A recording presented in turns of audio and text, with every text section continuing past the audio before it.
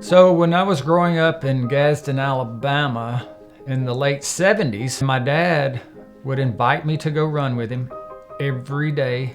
And I would always say, Dad, I don't want to go running. Running makes my side hurt. Finally, one day I had some friends over and we're playing in the yard. It's, springtime, the days are getting longer. My dad was going for his nightly run after work. And he said, hey boys, y'all want to go run? And I was like, nah, I don't want to go run. And then one of my friends said, hey, let's go run with your dad and show him how to run. And I was like, really? Are you serious? You want to go run? I was like, okay, well, let's go. And we all took off down the street on a jog. I remember that day specifically. It wasn't that hard to go out and, do this jog.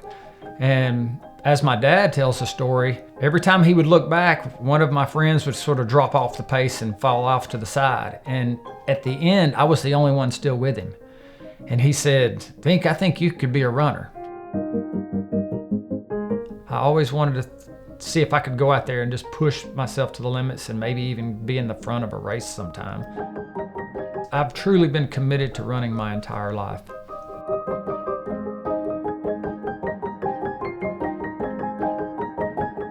Logs and logs and logs. So this whole thing is just full of logs. And I started getting them per year. And I would log everything. And I could come in here, I can grab this thing, and I can look. This was January 21st, 1989. My 207th race was the Mardi Gras Marathon. And that was in New Orleans. Dink and I met in 2000, so 19 years ago at Ouachita 50 in Arkansas.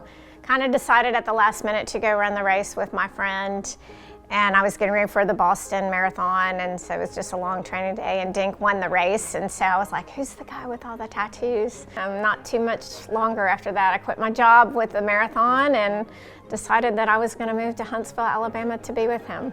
We got married at the courthouse and we went and ran a race the next day, so not too many couples do that, so it was pretty exciting. But that's just what we do, is we run.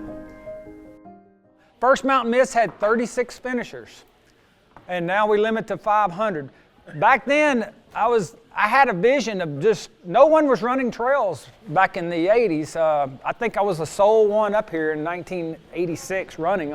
I was thinking, with the help of the Huntsville Track Club, I think we can put a race on here in Huntsville, Alabama, and get people off the roads and on the trails. Good luck, guys. I got involved in this running community, and over the years, I started realizing there was things I could do to make the running community better. Running changes everything, and I can reflect on the last 41 years. It's my life, it's how I live, and I feel like it just flows into other people out of me. I don't know how to explain why that happens or how, but it's just a little spark, and when I throw that little spark on somebody, it just spreads like a wildfire. Dink and Suzanne, 15 years ago today, give it up. Isn't that awesome? Very cool, very cool.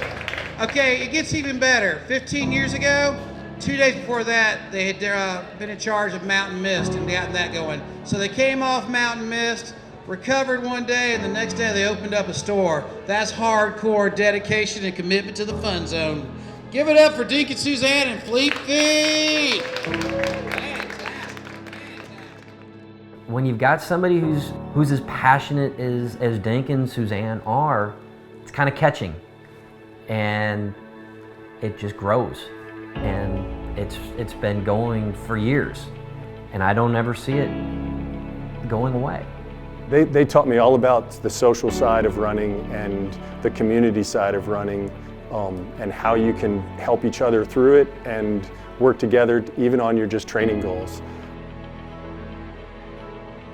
We all want to help each other succeed, and I think that that's important, and I think that that helps build a community.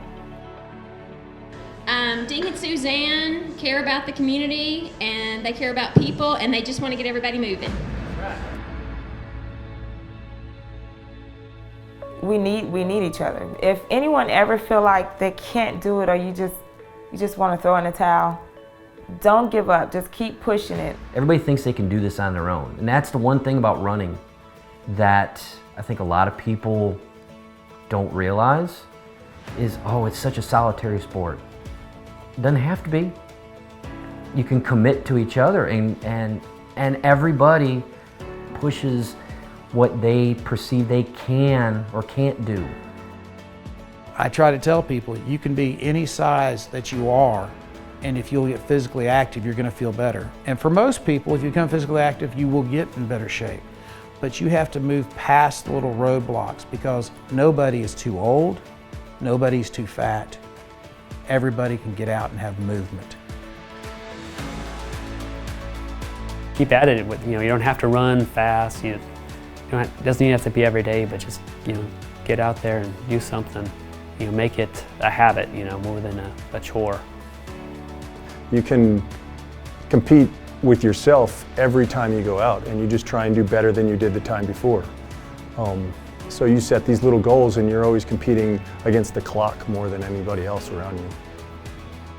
If you make a commitment to running, it will completely and unequivocally positively change your life for the better. Try to face your fears. I think a lot of people have fears, me included, and you just face them, and you go out there and you tackle it, and you don't let up until you reach that goal.